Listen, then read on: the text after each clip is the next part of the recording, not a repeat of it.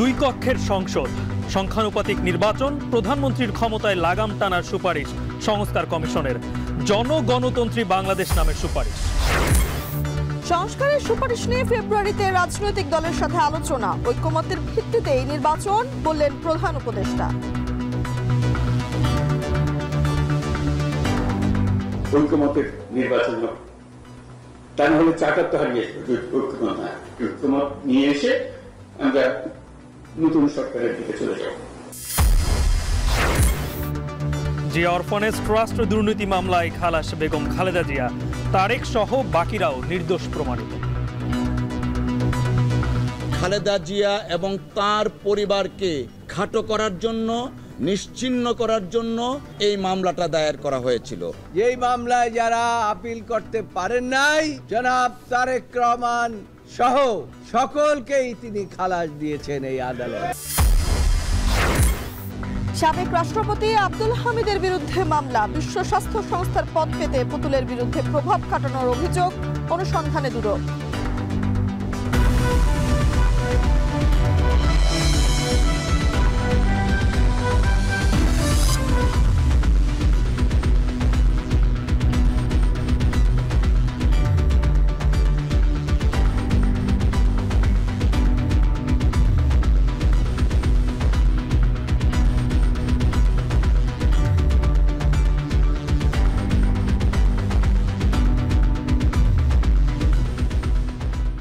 শুনছিলেন শিরোনাম, স্বাগত জানাচ্ছি সান্ধ্যবাজারে। আমরা দুজন আছি আপনাদের সঙ্গে, আমি তানজিলা খান মিম, আমি গালিব ইবনে রিয়াজ। সংবিধানের ভিত্তি প্রস্তাবনাতে মহান মুক্তিযুদ্ধের জন্য ২৪-এর গণ অভ্যুত্থানকে গুরুত্ব দিয়ে প্রস্তাব দিয়েছে সংবিধান সংস্কার কমিশন। এখানে স্থান পেয়েছে দুই ধরনের নির্বাচন পদ্ধতির দ্বিকক্ষ বিশিষ্ট আইনসভার প্রস্তাব। সংবিধানের মূল নীতিতে মহান মুক্তিযুদ্ধের সাম্য, মানবিক মর্যাদা, সামাজিক ন্যায় বিচারের সঙ্গে জায়গা পেয়েছে বহুত্ববাদ ও গণতন্ত্র। প্রজাতন্ত্র ও জাতীয়তাবাদ নিয়েও আছে পরিবর্তনের সুনির্দিষ্ট প্রস্তাব। আরও জানাচ্ছেন আজহার লিমন। সংবিধান সংস্কার কমিশন মূলত ৭টি বিষয়কে প্রাধান্য দিয়ে সুপারিশগুলো প্রস্তাব করেছে। এর শুরুতেই আছে মহান মুক্তিযুদ্ধের সঙ্গে ২৪-এর গণঅভ্যুত্থানকে গুরুত্ব দেয়া। তারা বলছেন, এই সুপারিশ প্রস্তাবের মূল লক্ষ্য ক্ষমতার প্রাতিষ্ঠানিক ভারসাম্য প্রতিষ্ঠা করা, প্রধানমন্ত্রীর পদে একচ্ছত্র ক্ষমতা হ্রাস, বিচার বিভাগ বিকেন্দ্রীকরণ সহ স্থানীয় সরকার ব্যবস্থা শক্তিশালী করা। সংবিধানের প্রস্তাবনাতেও পরিবর্তনের সুপারিশ করেছে কমিশন, যা শুরুতে বলা হয়েছে বাংলাদেশের জনগণ এই ভূখণ্ডের মানুষের মুক্তির লক্ষ্যে ঐতিহাসিক সংগ্রামের ধারাবাহিকতায় স্বাধীনতা অর্জন করেছে এবং গণতন্ত্র প্রতিষ্ঠায় স্বৈরাচারী ও ফ্যাসিবাদী শাসনের বিরুদ্ধে ঐক্যবদ্ধ প্রতিরোধ গড়ে তুলেছে। নাগরিকতন্ত্র নিয়ে মূল উল্লেখযোগ্য প্রস্তাবের মধ্যে আছে গণপ্রজাতন্ত্রী বাংলাদেশের জায়গায় জনগণতন্ত্রী বাংলাদেশ, বাঙালি জাতির জায়গায় বাংলাদেশী হিসেবে পরিচিতি লাভ। সংবিধানের মূলনীতিতে বলা হয়েছে মহান মুক্তিযুদ্ধের সাম্য, মানবিক মর্যাদা, সামাজিক সুবিচারের সঙ্গে বহুত্ববাদ এবং গণতন্ত্র সংবিধানের মূলনীতি হিসাবে বিবেচিত হবে। নাগরিকের মৌলিক অধিকার ও স্বাধীনতা আরও বিস্তৃত ও স্পষ্ট করা হয়েছে সংবিধান কমিশনের প্রস্তাবনায়। আইনসভা নিয়ে এসেছে উল্লেখযোগ্য পরিবর্তন। বলা হচ্ছে আইনসভা হবে দ্বিকক্ষ বিশিষ্ট, নিম্নকক্ষে আসন সংখ্যা হবে ৪০০, গঠিত হবে সংখ্যাগরিষ্ঠ নির্বাচন পদ্ধতিতে। এর মধ্যে যে কোনো ১০০টি আসনে শুধুমাত্র নারী প্রার্থী থাকবে। প্রার্থী হওয়ার ন্যূন বয়স কমিয়ে করা হয়েছে ২১ বছর। ২ জন ডেপুটি স্পিকারের মধ্যে একজন নির্বাচিত হবেন বিরোধী দল থেকে। প্রধানমন্ত্রী, সংসদ নেতা ও রাজনৈতিক দলের প্রধান যে কোনো একটি পদে অধিষ্ঠিত হতে পারবেন একজন সংসদ সদস্য। প্রস্তাবনায় আছে দলের বিপক্ষে ভোট দেওয়ার পূর্ণ ক্ষমতা। স্থায়ী কমিটির সভাপতি হবেন বিরোধী দল থেকে। উচ্চকক্ষের আকার বলা হয়েছে ১০৫ সদস্যের। গঠন হবে জাতীয় নির্বাচনের সংখ্যানুপাতিক ভোটে। ৫% আসন থাকবে অনগ্রসরদের জন্য। রাষ্ট্রপতির মনোনয়নের জন্য রাখা হয়েছে বাকি ৫%। তবে নিম্নকক্ষে প্রতিনিধিত্বের জন্য পেতে হবে অন্তত ১% ভোট। উচ্চকক্ষেও অন্তত একজন ডেপুটি স্পিকার নির্বাচিত হবেন বিরোধীদের থেকে। রাষ্ট্রপতি ও প্রধানমন্ত্রী অংশে বলা হয়েছে রাষ্ট্রপতির মেয়াদ হবে ৪ বছর, পরপর ২ বারের বেশি নির্বাচিত হতে পারবেন না। প্রধানমন্ত্রী নির্বাচিত হবেন নিম্নকক্ষের সংখ্যাগরিষ্ঠতার ভিত্তিতে। ২ বারের বেশি নির্বাচিত হতে পারবেন না প্রধানমন্ত্রীও। সুপারিশ প্রস্তাবে আন্তর্জাতিক চুক্তি, অভিশংসন, বিচার বিভাগের বিকেন্দ্রীকরণ, নির্বাহী বিভাগ, অন্তর্বর্তী সরকার নিয়েও সুনির্দিষ্ট প্রস্তাব দেয় সংবিধান সংস্কার কমিশন। আজহার লিমন, এখন, ঢাকা। সংবিধান সংস্কার নিয়ে এই মুহূর্তে কথা বলতে লাইভে আমাদের সঙ্গে যুক্ত হয়েছেন অ্যাডভোকেট আহসানুল করিম। অ্যাডভোকেট আহসানুল করিম, আপনাকে স্বাগত জানাচ্ছি আমাদের সান্ধ্যবাজারে। শুরুতেই যে বিষয়টি নিয়ে জানতে চাই যে আজকে খুব গুরুত্বপূর্ণ বিষয় যে অন্তর্বর্তী সরকারকে যেই সুপারিশগুলো কমিশন যে গঠন করা হয়েছিল তার মধ্যে সংবিধান সংস্কার কমিশন যে সুপারিশ দিয়েছে এর মধ্যে উল্লেখযোগ্য শুরুতে যে বিষয়টি নিয়ে জানতে চাই সেটি হচ্ছে গণপ্রজাতন্ত্রী বাংলাদেশ। এই জায়গায় গণপ্রজাতন্ত্রীকে বাদ দিয়ে বলা হচ্ছে জনগণতন্ত্রী বাংলাদেশ। এই বিষয়টিকে কিভাবে দেখছেন এবং সেই সাথে একই সাথে আমাদেরকে আগে সংবিধানে যেটা বলা হতো যে জাতিগত হিসেবে বাঙালি, সেটিকে এখন বলা হচ্ছে সুপারিশ করা হয়েছে বাংলাদেশ হিসেবে। এই দুটি বিষয়কে আপনি কিভাবে দেখছেন? দেখুন, বাঙালি বাংলাদেশি এগুলো অনেক আগের থেকে চলমান একটা বিশেষ মানুষ, বাংলাদেশের মানুষের মধ্যে, বিভিন্ন শ্রেণীর মানুষের মধ্যে এক ধরনের প্রতিযোগিতা। কিন্তু জাতি যদি হয়, জাতি তো একদিনে 50 বছরে হয় না, একটা জাতি হয় 1000 বছরে। বাংলাদেশ সৃষ্টি হয়েছে 53 বছর চলছে। দেশি হিসেবে আমরা বাংলাদেশ, কিন্তু আমাদের জাতটা কি? জাত তো আমাদের কোন ভাষায় কথা বলি। সুতরাং বাঙালি আমার জাতি হতে পারে, কিন্তু দেশ, কোন দেশের আমি, সেটা হচ্ছে আমার বাংলাদেশি। আমার জাতীয়তাবাদী কি? এটা আমার বাংলাদেশি জাতীয়তাবাদ। কিন্তু জাতি যদি কথাটা বলি, তখন সেখানে বাঙালি জাতি হিসেবে বাঙালি আমি থাকব, জাতীয়তাবাদ আমার বাংলাদেশি হতে পারে। খুব সূক্ষ্ম পার্থক্য, কিন্তু এটার বুঝতে হবে ব্যাপারটা। এরপর যে আমি আপনাকে খুব দ্রুততম সময়ের মধ্যে আমার প্রতিক্রিয়াটা জানাচ্ছি। মৌলিক অধিকার সম্পর্কে যেটা বলা হয়েছে, সেখানে খাদ্য, শিক্ষা, চিকিৎসা, বাসস্থান, ইন্টারনেট প্রাপ্তি ইত্যাদি ইত্যাদি বলেছে ফান্ডামেন্টাল রাইটের মধ্যে পর্যায়ক্রমে হবে। এইগুলো রাষ্ট্রের পক্ষে কি প্রত্যেকের ঘরে খাদ্য পৌঁছে দেওয়া সম্ভব? প্রত্যেককে MA পাস করানো সম্ভব? প্রত্যেকটা মানুষকে চিকিৎসা দেওয়া সম্ভব? বাসস্থান দেওয়া সম্ভব? ইন্টারনেট প্রাপ্তি দেওয়া সম্ভব? এগুলো তো অবাস্তব। এগুলোকে মানুষ মানে আমাদের দেশের মতো মানুষের সেগুলো নিজেকে অর্জন করতে হয়। এটা রাষ্ট্র মানুষের কাছে এটাকে পৌঁছে দিতে পারে না। তারপরে আছে যে জামিনে মুক্তির অধিকার। জামিন একটা discretionary power of the court. এখানে এটা সংবিধানে ফান্ডামেন্টাল রাইটে এটা যুক্ত হতে পারে না। জামিন পাবে কি পাবে না সেটা কোর্ট এটাকে নির্দিষ্ট একটা মামলার পরিপ্রেক্ষিতে সেটা বিবেচনা করবে। তারপর এখানে বলা হয়েছে যে বৈষম্যমূলক যে বিষয়গুলো আছে কনস্টিটিউশনে, সেগুলোর জনাব আহসানুল করিম, আপনার কাছে আমার কিছু সুনির্দিষ্ট বিষয় নিয়ে আসলে জানার ইচ্ছা ছিল। সেটা হচ্ছে যে এখানে নিম্ন কক্ষ গঠনের ক্ষেত্রে যেটা বলা হয়েছে যে 10% আসনে যারা যেই রাজনৈতিক দলগুলো আছে তারা 10% আসনে তরুণ তরুণীকে মধ্য থেকে প্রার্থী মনোনীত করবে। এই বিষয়টাকে কিভাবে দেখছেন? এবং যে সংসদীয় নির্বাচনে যেই প্রার্থী হিসাবে যারা নিজেদেরকে, তাদের আগের বয়স ছিল 25 বছর, সেটিকে কমিয়ে করা হচ্ছে 21 বছর। এই বিষয়টি এবং একই সাথে যিনি প্রধানমন্ত্রী হবেন তিনি 3 পদ কখনো একসাথে হোল্ড করতে পারবেন না, প্রধানমন্ত্রী, সংসদ নেতা এবং রাজনৈতিক দলের প্রধান। এই 3টি ব্যাপারকে আপনি কিভাবে দেখছেন? প্রথম কথা হচ্ছে নিম্ন কক্ষ এবং উচ্চ কক্ষ কেন করা হবে তার প্রয়োজনীয়তাটা কি, এখানে কোনো কিছু বলা হয়নি। এখানে শুধু গঠন করে ছেড়ে দিয়েছে। তাদের প্রত্যেকের কি কাজ, নিম্ন কক্ষের কাজ কি হবে, উচ্চ কক্ষের কাজ কি হবে, উচ্চ কক্ষ কেন বানানো হচ্ছে নতুন করে, এটার কোনো কাজ আমি দেখতে পাচ্ছি না। সুতরাং কেন বানানো হচ্ছে এটা আমার কাছে অস্পষ্ট। দ্বিতীয়ত হচ্ছে নিম্নকক্ষে 400 জনকে দিয়ে গঠন করা হচ্ছে। 300 জন নির্বাচন করে 100 জনকে বাড়ানো মানেই হচ্ছে খরচ বেড়ে যাওয়া। বাংলাদেশের যে কনস্টিটিউয়েন্সি আছে সেখানে 300 জনের জন্যই এখানে সুনির্দিষ্ট আছে। সুতরাং 100 জনকে বানানো হয়েছে, তার কোনো কারণ নেই। তারপরে নারীদের থেকে এই 300 জনের বাইরে আবার নারীদের মধ্যে থেকে আবার নতুন করে আবার ইলেকশন করে নারীদের মধ্যে থেকে বের করা। এখানে তো নারী এবং পুরুষের মধ্যে ভেদাভেদের সৃষ্টি হচ্ছে। সেই ক্ষেত্রে নারীর জন্য প্রথমত নারীর জন্য নারীরা 300 আসনে ইলেক্টেড হতে পারবেন, অংশগ্রহণ করতে পারবেন। তার জন্য আবার আলাদা করে 100টা সিট কেন তাদের নির্বাচন করে আসতে হবে, আমার কাছে এটা বোধগম্য নয়। ন্যূনতম 10% তরুণ তরুণের মধ্যে প্রার্থী মনোনীত করবেন, এটা একটা ভালো প্রস্তাব। তরুণ কে হবে সেটা অবশ্য এখানে ডিবেটেবল, এখানে তরুণের সংজ্ঞা নাই। আর 21 বছর করা হয়েছে 25 বছর থেকে। আমাদের দেশে প্রেক্ষাপটে দেখেন, একজন 21 বছরের যিনি আছেন খুব কমই তিনি ছাত্র থেকে বেরিয়ে প্রফেশনাল জীবনে তিনি প্রবেশ করতে পারবেন না। যিনি নির্বাচিত হবেন সংসদে তার কাছ থেকে আমরা প্রজ্ঞা আশা করি। 21 বছরের একটা ছেলের কাছ থেকে আমরা কিভাবে কতটুকু প্রজ্ঞা আশা করতে পারবো জানি না। এই বিষয়টি কি আসলে অন্তর্ভুক্ত করা হয়েছে? কারণ প্রধান উপদেষ্টা বারবারই বলছিলেন যে যেভাবেই হোক না কেন যে পার্লামেন্টে যেন তরুণদের যেন একটা অবস্থান থাকে, এর জন্য কি আসলে 21 বছর করা হলো? ব্যাপারটা কি তাই সুপারিশে? তরুণ মানে 21 বছর, এটা কোথায় পাওয়া গেল?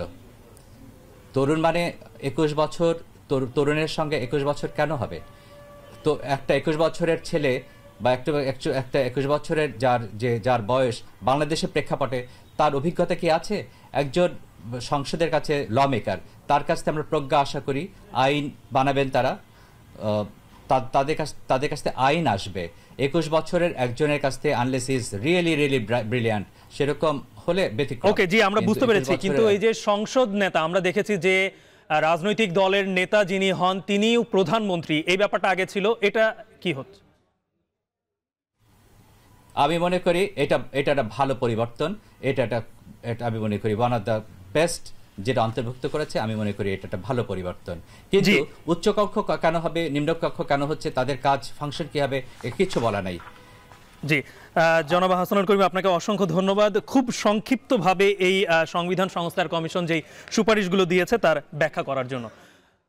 দর্শক, আমাদের সঙ্গে অনলাইনে যুক্ত ছিলেন জনাব হাসানুল করিম। জানছিলাম সংবিধান সংস্কার কমিশনের যে সুপারিশগুলো দিয়েছে তার খুব মোটা দাগে যেই সুপারিশগুলো ছিল সেগুলো নিয়ে তার ব্যাখ্যা। এদিকে এর আগে রাষ্ট্রীয় কাঠামোতে ভারসাম্য আনার মূল লক্ষ্যকে সামনে রেখে প্রধান উপদেষ্টার কাছে সংস্কার প্রস্তাবনা পেশ করে 4টি সংস্কার কমিশন। বক্তব্যে প্রধান উপদেষ্টা বলেন, 4টি সংস্কার কমিশনের প্রতিবেদন জমা দেওয়ার ঘটনা বাংলাদেশের ইতিহাসে ঐতিহাসিক একটি মুহূর্ত। সব পক্ষের সাথে সংস্কার কমিশনের প্রস্তাব নিয়ে আলোচনা হবে বলেও জানান সরকার প্রধান। আরও জানাচ্ছেন বেলায়েত হোসাইন।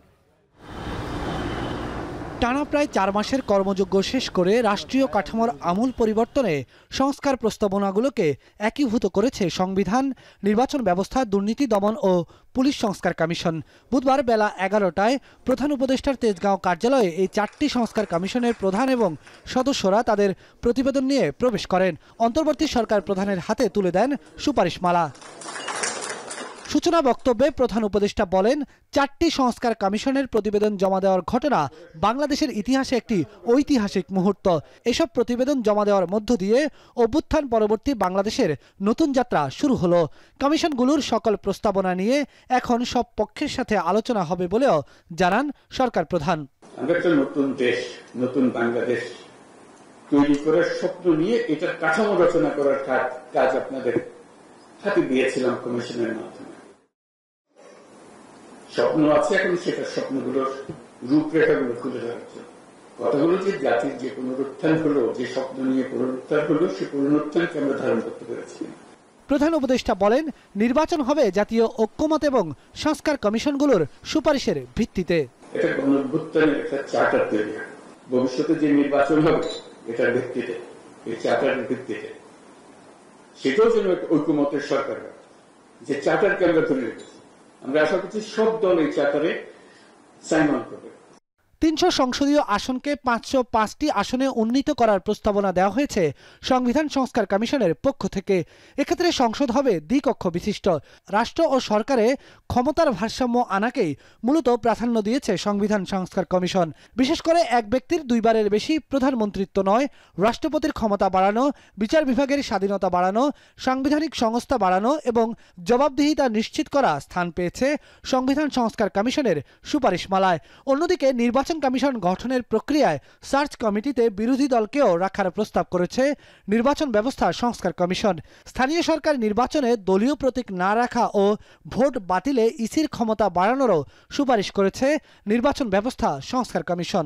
এই সুপারিশগুলোর অন্যতম লক্ষ্য ছিল যে নির্বাচন কমিশনের স্বাধীনতা নিশ্চিত করা, তাদেরকে ক্ষমতায়িত করা, একই সাথে তাদেরকে দায়বদ্ধ করা এবং democratisation and accountability of political parties. এটা চারটিখানি কথা নয়, এটা বলা সহজ, কিন্তু এটা আমাদের করতে হবে। সংবিধান সংশোধনের ক্ষেত্রে গণভোটের পুনরুদ্ধার বা পুনঃপ্রতিষ্ঠার কথা বলেছি। আমরা দ্বিকক্ষ বিশিষ্ট পার্লামেন্ট চালু করার জন্য সুপারিশ করেছি। রাষ্ট্রের 3টি অঙ্গ এবং নির্বাহী বিভাগের 2টি পদ অর্থাৎ প্রধানমন্ত্রী ও রাষ্ট্রপতির মধ্যে ক্ষমতার ভারসাম্য প্রতিষ্ঠার জন্য আমরা একটি চেক অ্যান্ড ব্যালেন্সের বিষয় হিসেবে জাতীয় সাংবিধানিক কাউন্সিল নামে একটি সাংবিধানিক সংস্থা প্রবর্তনের সুপারিশ করেছি। স্বাধীন পুলিশ কমিশন গঠন, যেখানে থাকবে বিরোধী দলের সদস্য এবং পুলিশের নিয়োগ ও পদোন্নতির ক্ষেত্রে যোগ্য কর্মকর্তাদের তালিকা বা ফিট লিস্ট করার প্রস্তাব দিয়েছে পুলিশ সংস্কার কমিশন। আর্থিক খাতের দুর্নীতি প্রতিরোধে জিরো টলারেন্সের কথা বলেছে দুর্নীতি দমন কমিশন। বাৎসরিক রীতি আমাদের রাষ্ট্রীয় বা সরকারি ভাবে প্রতিষ্ঠিত করা হয়েছে বাংলাদেশে, সেটি চিরতরে বন্ধ করতে হবে। সকল প্রকার কোম্পানি, ট্রাস্ট এবং ফাউন্ডেশন বা জাতীয় প্রতিষ্ঠানের প্রকৃত মালিকানা, চূড়ান্ত মালিকানা তথ্য প্রকাশযোগ্য এবং একটি রেজিস্টার হবে, সেই রেজিস্টারে পাবলিকলি অ্যাক্সেসেবল হবে, এরকম একটি আইন এবং রেজিস্টার প্রণয়নের আমরা পরামর্শ সুপারিশ দিচ্ছি। ইউজ অফ ফোর্স 5টা স্তরে হবে। ক্রাউডের ক্ষেত্রে, প্রয়োগ করার ক্ষেত্রে কি কি করতে হবে, জাতিসংঘের নির্দেশনা মেনে 5টা ধাপ আছে এবং এই ধাপে ব্যবহার করলে হয়তো ভবিষ্যতেও যদি কোনো ঘটনা ঘটে তাহলে আমাদের প্রাণহীন হবে না। অন্তর্বর্তী সরকারের গঠন করা 11টি সংস্কার কমিশনের মধ্যে আরও 60টি কমিশন প্রতিবেদন জমা দেওয়ার বাকি আছে এখনো। বিলায়েত হোসাইন, এখন, ঢাকা। নির্বাচন কমিশন সংস্কার নিয়ে কথা বলতে এই মুহূর্তে স্টুডিওতে আমাদের সঙ্গে উপস্থিত আছেন নির্বাচন সংস্কার কমিশনের সদস্য জেসমিন টুলে। আপনাকে স্বাগত জানাচ্ছি আমাদের সান্ধ্যবাজারের আয়োজনে।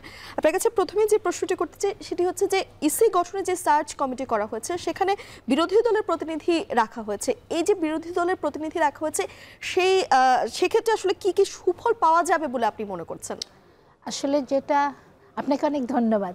আমরা যেটা চিন্তা করছে যে নির্বাচন কমিশন আসলে সব রাজনৈতিক দলগুলোর গ্রহণযোগ্যতা জানে পায়, সব রাজনৈতিক দলের অংশগ্রহণ যাতে তাদের নিয়োগের মধ্যে থাকে, একতরফা নিয়োগটা জানে না হয়। সেই জন্যে বিরোধী দল আছে, অন্য রাজনৈতিক দল যারা সংসদে থাকবে তাদেরও অংশগ্রহণ থাকবে।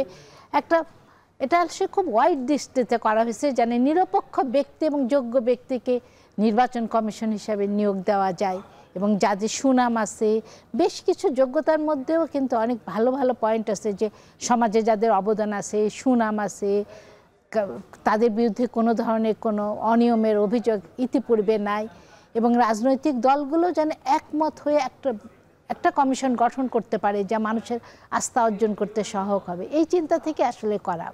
আচ্ছা, একটা বিষয় আসলে আমরা যেহেতু নির্বাচন সংস্কার কমিশন এবং সাংবিধানিক, এটা অনেক কিছু যেহেতু সংবিধানের সাথে সংশ্লিষ্ট, আমরা দুই জায়গায় আসলে দেখতে পাচ্ছি। এই জায়গায় যে রাষ্ট্রপতি নির্বাচনের একটা আমূল একটা পরিবর্তন আমরা দেখতে পাচ্ছি। আগে যেভাবে রাষ্ট্রপতি নির্বাচন মানে এখন পর্যন্ত হয়ে আসছে, আপনারা যেটা সুপারিশ করেছেন যে সেখানে স্থানীয় সরকার মানে ইলেকটোরাল কলেজ, আমরা যেটা অন্যান্য দেশে আমেরিকায় যেটা দেখে থাকি, সেই পদ্ধতির অনেকটা আমরা এই বাংলাদেশে আপনাদের সুপারিশে আছে। এটা কতটুকু আসলে কি চিন্তা থেকে আসলে এই রাষ্ট্রপতি নির্বাচনে? আসলে আমরা অতীতে দেখছি যে রাষ্ট্রপতি হিসেবে যিনি নির্বাচিত হন তাকে অনেক সময় কেউ চেনে না। যে দল সংখ্যাগরিষ্ঠতে থাকে, মানে সরকার গঠন করে, সেই দল থেকে এককভাবে রাষ্ট্রপতি নির্বাচিত হয়।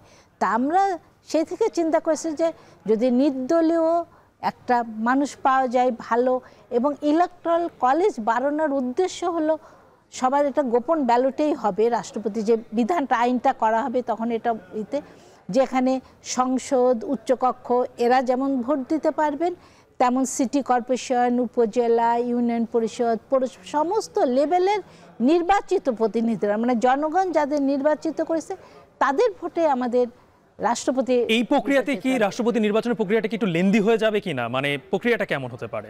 না, প্রক্রিয়াটা লেন্দি হবে না। এটা লেন্দি হবে না এই কারণে, যখন রাষ্ট্রপতি নির্বাচন করা দরকার হবে তখন যে সমস্ত নির্বাচিত প্রতিনিধি জাতীয় সংসদ, উচ্চকক্ষ এবং স্থানীয় সরকার যারা থাকবেন তারাই ভোট দিবেন। তাদের ভোট দেওয়ার জন্য ইলেকশন কমিশন যে আইন করবে সে আইনে এটা একদিনে কোনো লেনদেন হবে। একটা বড় একটা বিষয় আমরা দেখতে পাচ্ছি, সেটা হচ্ছে যারা প্রার্থী হবেন, মানে পার্লামেন্টে যারা নিম্নকক্ষে যারা যাবেন, তাদের বয়স সীমা 25 থেকে কমিয়ে 21-এ নিয়ে আসা হচ্ছে।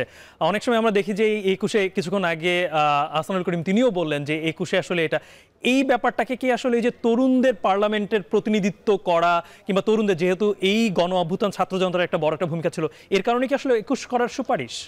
সেটা না, আসলে অনেক দেশে এটার বয়সের হেরফের আছে, বেশিও আছে কমও আছে, এটা যেটা সংবিধান কমিশন করেছে তারা 21 করেছে, কিন্তু আমরা যারা ইলেকশন ম্যানেজমেন্টে যারা তাদের ওখানে 25-এ রাখা আছে।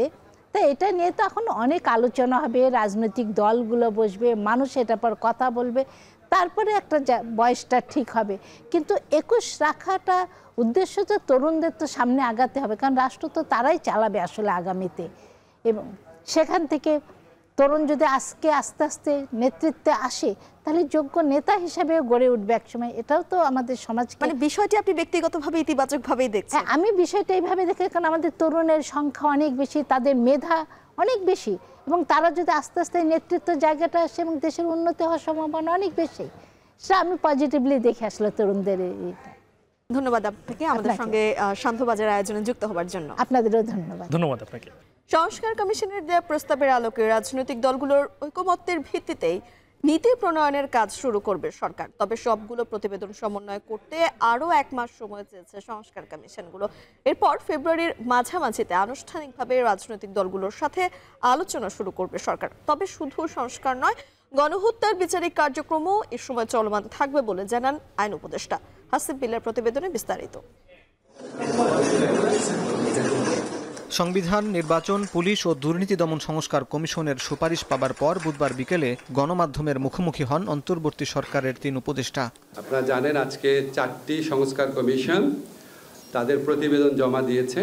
মূলত সংস্কার কমিশনের সুপারিশ কিভাবে সমন্বয় ও বাস্তবায়ন করা হবে সে বিষয়ে ব্যাখ্যা দেন আইন উপদেষ্টা। বলেন, সুপারিশগুলো নিয়ে ফেব্রুয়ারিতে রাজনৈতিক দলের সাথে আলোচনা করে ন্যূনতম সংস্কারের রোডম্যাপ চূড়ান্ত করা হবে। এরপর তৈরি করা হবে আইন ও বিধি প্রণয়ন, সে অনুযায়ী চলবে বাস্তবায়ন প্রক্রিয়া। ঐক্যমতের ভিত্তিতে আমরা প্রয়োজনীয় আইন এবং নীতি প্রণয়নের কাজ শুরু করব। রাজনৈতিক দলগুলোর সঙ্গে যখন আলাপ করা হবে, এটাই আমরা আইডেন্টিফাই করার চেষ্টা করব যে ন্যূনতম সংস্কার কোনগুলো আছে এবং এই বিষয়ে রাজনৈতিক মতৈক্য আছে কিনা। এ সময় পরিবেশ ও বন উপদেষ্টা জানান, রাজনৈতিক দলগুলোর মতামতের প্রতিফলন ঘটেছে কমিশনগুলোর দেয়া রিপোর্টে। এর পরবর্তী প্রক্রিয়া নিয়েও কথা বলেন তিনি। এইখান থেকে পরবর্তী পদক্ষেপ কি হতে পারে, এই জন্য আগামীকালই একটা প্রজ্ঞাপনের মাধ্যমে 6টি কমিশনের যে কাজের সময়টা সেটা আমরা আরো 1 মাস বাড়িয়ে দেব। বড় রকমের গণ অভ্যুত্থানের ফলেই কিন্তু এই প্রক্রিয়াটা শুরু হয়েছে। তারপরে রাজনৈতিক দলেরা সক্রিয়ভাবে লিখিত বক্তব্য দিয়েছেন। তো ম্যান্ডেট আছে বলেই তারা, প্রয়োজনীয়তা আছে বলেই তারা এই জিনিসগুলো দিয়েছে। সংস্কার প্রক্রিয়ার পাশাপাশি বক্তব্যে উঠে আসে জুলাই গণহত্যার বিচারের ইস্যুটিও। উপদেষ্টা বলেন, সংস্কার ও বিচার প্রক্রিয়া সমান্তরালভাবে চলবে। পরবর্তীতে রাজনৈতিক দলের বিচারেরও সুযোগ থাকবে। আমরা যে গতিতে এগোচ্ছি, ইনশাআল্লাহ সামনে নির্বাচনের আগে আমরা অন্তত ট্রায়াল কোর্টে বিচার কাজ সম্পন্ন করতে পারবো। এখানে কারো কোনো রকম গাফলতি নাই, এটা সুযোগ নাই।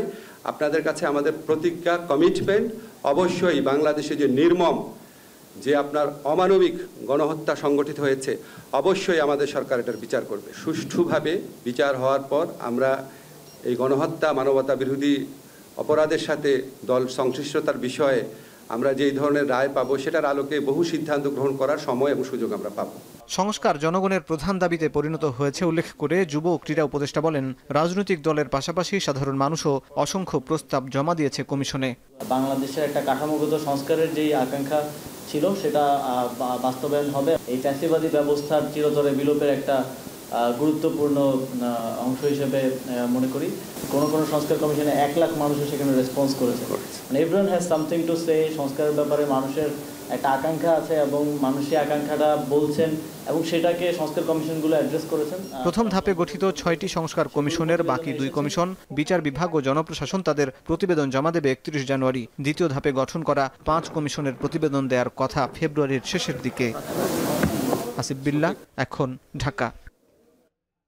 জিয়া অরফানেজ দুর্নীতি মামলার আপিলে খালাস পেলেন বিএনপি চেয়ারপারসন ও সাবেক প্রধানমন্ত্রী বেগম খালেদা জিয়া। তারেক রহমান সহ যারা আপিল করতে পারেনি তাদেরও খালাস দিয়েছেন আদালত। সকালে 17 বছর আগের এই মামলার রায় দেন প্রধান বিচারপতি সহ আপিল বিভাগের 5 বিচারপতির বেঞ্চ। সর্বসম্মতিক্রমে এ রায় দেন বেঞ্চের সকল বিচারপতি। রায়ের পর্যবেক্ষণে বলা হয়, এই মামলায় নিম্ন ও উচ্চ আদালতে বিদ্বেষমূলক বিচার হয়েছে। পর্যবেক্ষণে আদালত আরও বলেন, এই রায়ের মাধ্যমে আসামিরা তাদের ক্ষুণ্ণ হওয়ার সম্মান ফিরে পাবেন। রায় শেষে বেগম জিয়ার আইনজীবীরা বলেন, 5 আগস্টের গণঅভ্যুত্থানের পর বিচার বিভাগ স্বাধীনভাবে কাজ করায় সাজানো মামলায় নির্দোষ প্রমাণিত হয়েছেন বেগম খালেদা জিয়া।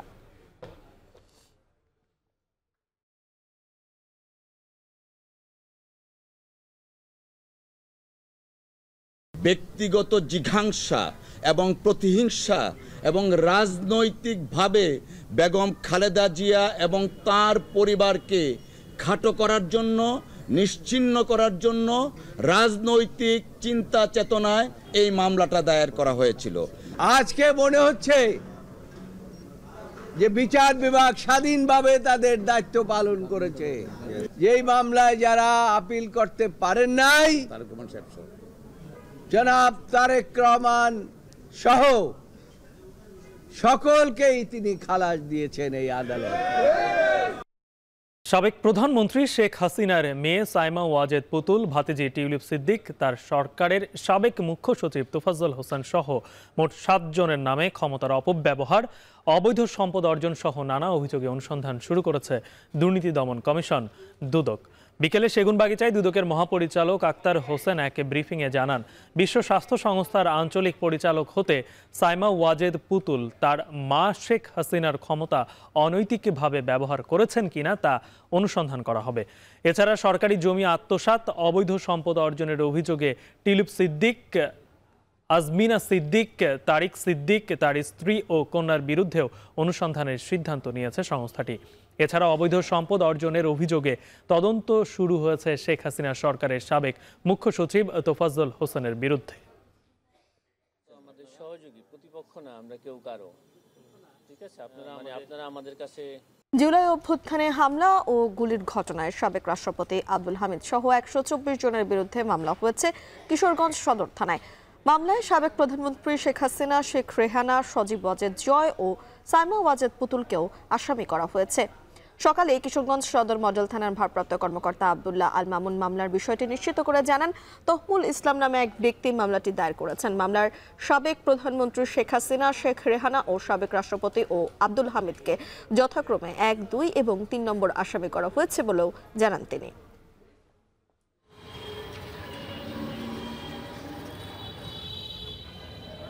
ডাকসুর গঠনতন্ত্রে 18টি ও হল সংসদে 22টি সংস্কার প্রস্তাবনা সহ মোট 377টি সংস্কার প্রস্তাবনা দিয়েছে ঢাকা বিশ্ববিদ্যালয়ের ছাত্রদল। বিকেলে ডাকসু গঠনতন্ত্রের সংস্কার প্রস্তাবনা বিশ্ববিদ্যালয়ের রেজিস্ট্রারের কাছে জমাদান শেষে ছাত্র শিক্ষক কেন্দ্রে আয়োজিত সংবাদ সম্মেলনে এই তথ্য জানায় ঢাবি ছাত্রদলের সাধারণ সম্পাদক নাহিদুজ্জামান শিপন।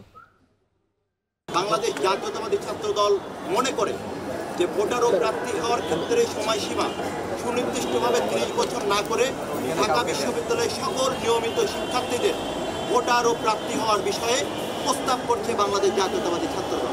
2019 সালের সংশোধনীতে যে 30 বছরের বয়সসীমা বেঁধে দিয়ে বিশ্ববিদ্যালয়ের একাডেমিক স্বাধীনতায় হস্তক্ষেপ করা হয়েছিল, তাই বাংলাদেশ জাতীয়তাবাদী ছাত্রদল চায় ছাত্র সংসদ এবং বিশ্ববিদ্যালয়ের একাডেমিক স্বাধীনতার মধ্যে ভারসাম্যটি ফিরিয়ে আনতে শিক্ষার্থীদের মতামতের ভিত্তিতে বিশ্ববিদ্যালয়ের প্রশাসন যৌক্তিকভাবে নিয়মিত ছাত্রের বিস্তারিত সংজ্ঞা নির্ধারণ করবে। তিস্তা প্রকল্পে বিনিয়োগে চীনের সাথে সমঝোতা স্বাক্ষর থাকলেও তা টপকে ভারতের সাথে চুক্তি করে শেখ হাসিনা। চীনের সাথে করা সেই সমঝোতা স্বাক্ষরের সময়সীমা শেষ হলেও এবার তা নবায়ন করা হবে বলে জানিয়েছেন পররাষ্ট্র উপদেষ্টা তৌহিদ হোসেন। এদিকে প্রকল্প বাস্তবায়নের আগে তিস্তা পাড়ের মানুষের চাহিদাকে প্রাধান্য দেওয়ার কথা জানিয়েছেন পরিবেশ উপদেষ্টা সৈয়দা রিজওয়ানা হাসান। তিস্তা পাড়ের মানুষের সাথে গভীরভাবে জড়িয়ে আছে তিস্তা নদী। এর ভাঙন, ঢেউ আর চরের সাথে যেন এসব মানুষের অবিচ্ছেদ্য সম্পর্ক। তবে ভারতের পানি রাজনীতির কারণে ভোগান্তিও কম নয় তাদের। ভারতের অসম নীতির কারণে কখনো খরা আবার কখনো ভয়াবহ বন্যার কবলে পড়ে এ জনপদ। 1983 সালে দুই দেশের মধ্যে তিস্তা পানি বন্টন চুক্তি হয়, যেখানে 36% পাবে বাংলাদেশ এবং 39% পাবে ভারত। বাকি 25% পানি নদীতে সংরক্ষিত রাখা হবে। কিন্তু কিভাবে এই পানি ভাগাভাগি হবে সে বিষয়ে কোনো দিক নির্দেশনা ছিল না।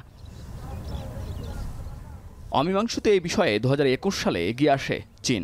তিস্তার সমস্যা সমাধানে বিনিয়োগের প্রস্তাবিত প্রকল্পের সম্ভাব্যতা যাচাইয়ের পর তার প্রতিবেদন জমা দিলেও তা গ্রহণ না করে তিস্তা প্রকল্প বাস্তবায়নে ভারতের সাথে চুক্তি করে স্বৈরাচার শেখ হাসিনা। এর মধ্যে শেষ হয়ে যায় চীনের সাথে করা সমঝোতা স্বাক্ষরের সময়সীমা। এবার তা নিয়ে আসার কথা জানালেন পররাষ্ট্র উপদেষ্টা। গাইডিং যে এমওইউটা সেটার মেয়াদ শেষ হয়ে গেছে, সেটা আমরা রিনিউ করবো। এটা হলো প্রথম কাজ, রিনিউ করবো আমরা। রিনিউ করবো, তারপরে স্পেসিফিক প্রজেক্টের ব্যাপারে তো আরো অনেক ডিটেলস আলোচনা লাগবে। তবে বাংলাদেশ অবশ্যই তার নিজের স্বার্থে সিদ্ধান্ত নেবে এটা আপনারা নিশ্চিন্ত থাকতে পারেন। এদিকে তিস্তা প্রকল্পের আগে তিস্তাপাড়ের মানুষের চাহিদাকে প্রাধান্য দেওয়ার কথা জানিয়েছেন পরিবেশ উপদেষ্টা। অবশ্যই আমাদের সকল অভিন্ন নদীতে আমাদের যে পানির উপরে স্বার্থ এটা রক্ষা করতে হবে। তিস্তা নদীতে লোকজন কি চায় এইটার উপর ভিত্তি করে কিন্তু আমরা তিস্তার ব্যাপারে একটা পরিকল্পনা করব। এই তিস্তার ব্যাপারে যেই দেশই আমাদেরকে সহায়তা করুক না কেন, জনগণের সাথে আলোচনা করতে হবে, জনগণ যা চায় পরিকল্পনায় তার প্রতিফলন ঘটাতে হবে। তিস্তার পানিতে বাংলাদেশের অধিকার থাকলেও তার ন্যায্য ভাগ গেল কয়েক দশক ধরে পায়নি ভাটির দেশের লাখ লাখ মানুষ। মুন্নাফ রশিদ, এখন, ঢাকা।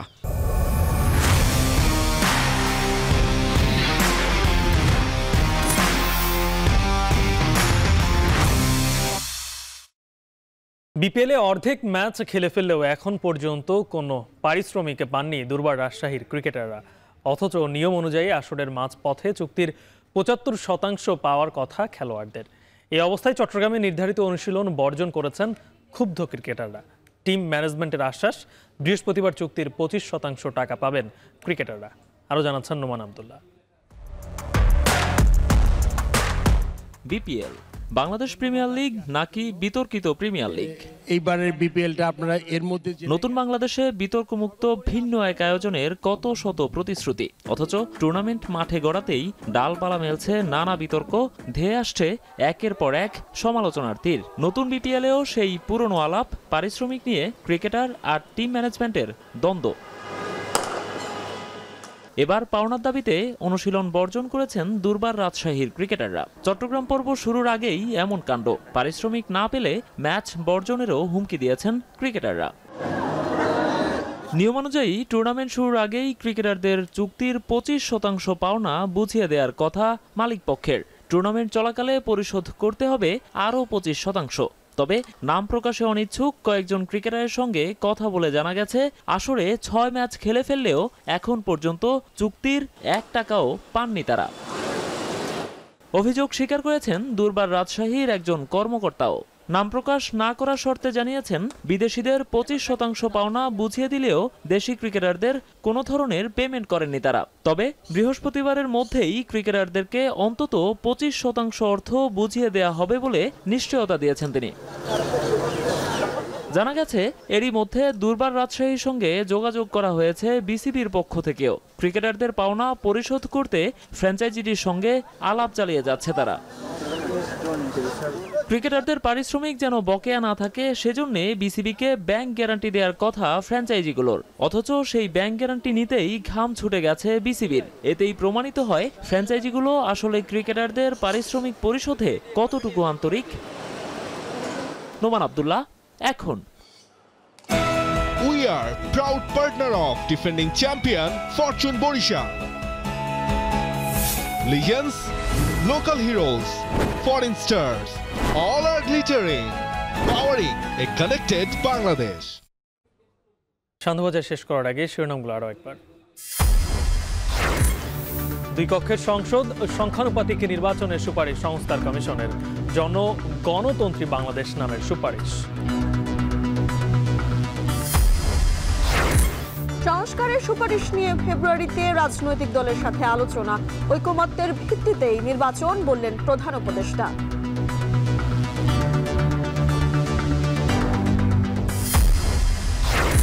জিয়া অরফানেজ ট্রাস্ট দুর্নীতি মামলায় খালাস বেগম খালেদা জিয়া, তারেক সহ বাকিরাও নির্দোষ প্রমাণিত।